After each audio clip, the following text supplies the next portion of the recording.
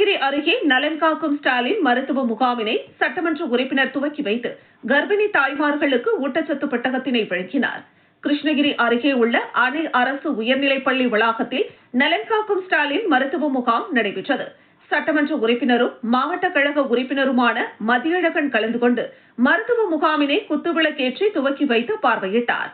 மேலும் இந்த சிறப்பு மருத்துவ முகாமில் பொது மருத்துவம், பொது அறுவை சிகிச்சை, இருதய மருத்துவ சிகிச்சை, எலும்பியல் மருத்துவம், தோல் மருத்துவம், காது, மூக்கு, தொண்டை மருத்துவம் மற்றும் மகப்பேறு மருத்துவம், பல் மருத்துவம், கண் மருத்துவம், குழந்தை நல மருத்துவம் உள்ளிட்ட பல்வேறு நோய்களுக்கு சிகிச்சை மற்றும் ஆலோசனைகளும் வழங்கப்பட்டது.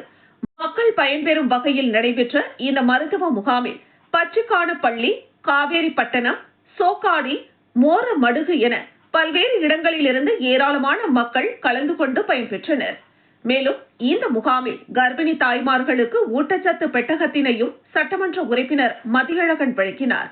இந்த முகாமில் வட்டார வளர்ச்சி அலுவலர் உமாசங்கர், உதவி வட்டார வளர்ச்சி அலுவலர் ராஜு மற்றும் டாம் வெங்கடேசன், ஊராட்சி மன்ற தலைவர் நாராயணன், நகர பொறுப்பாளர்கள் அஸ்லாம், வேலுமணி உள்ளிட்ட ஏராளமானோர் கலந்து கொண்டனர்.